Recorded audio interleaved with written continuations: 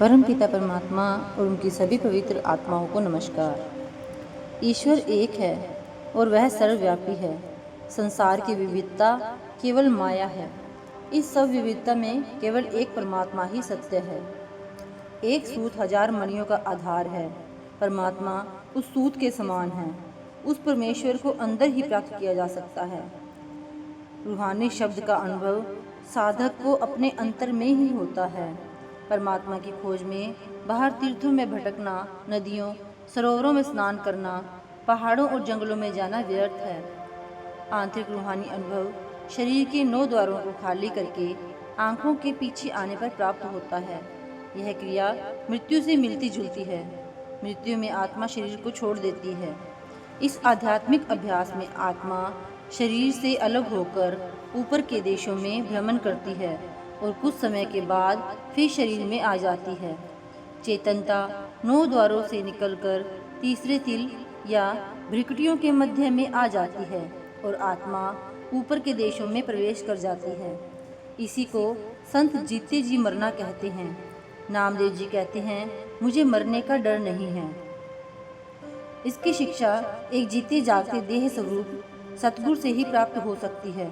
उसकी सहायता अत्यंत आवश्यक और अनिवार्य है।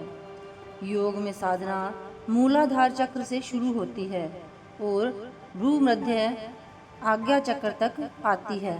संत मत के अनुसार यह आवश्यक नहीं। नामदेव कहते हैं कि नीचे के 6 चक्रों में मन है, वहाँ आत्मज्ञान नहीं है।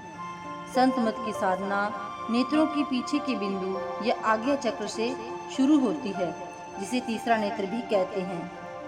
यहीं से सच्चा अनुभव शुरू होता है।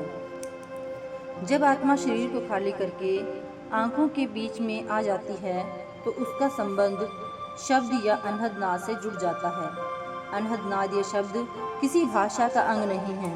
न यह बोला जा सकता है, न पढ़ा जा सकता है और न लिखा जा सकता है।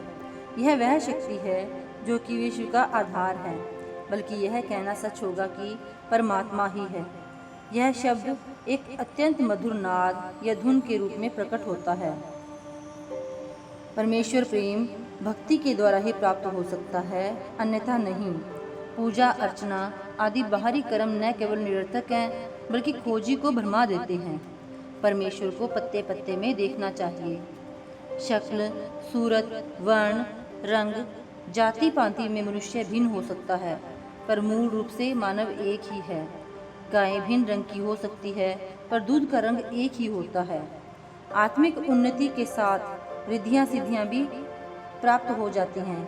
इन सिद्धियों के उपयोग से आत्मिक मार्ग में बाधा होती है। नामदेव जी ने उनके प्रति अनासक्त रहने का उपदेश दिया है और साधक को इस बारे में सावधान किया है। परमेश्वर प्राप्ति के लिए संत सतगुरु का सक्रिय मार्गदर्शन अत्यंत आवश्यक है। गुरु न केवल नामदान, उपदेश और आदेश के लिए आवश्यक है, पर उनकी मदद आध्यात्मिक मार्ग में चलने के लिए अनिवार्य है। परमेश्वर सर्वशक्तिमान है और दुनिया के सारे पदार्थ उसी पर आधारित हैं। उसकी इच्छा के बिना एक तिनका भी नहीं हिल सकता।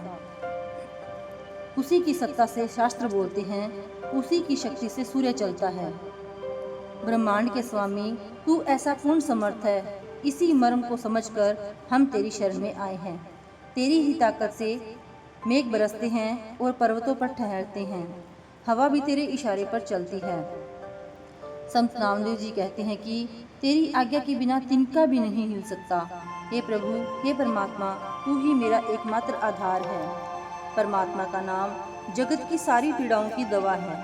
उसका रूप ही उसका नाम है। नाम व आकार भिन्न भिन्न नहीं है। निराकार परमात्मा ने नाम का रूप धारण किया है। नाम के सिवाय कोई अन्य मंत्र नहीं है। प्रेमी भक्त जानते हैं कि परमात्मा केवल नाम है। Thank you.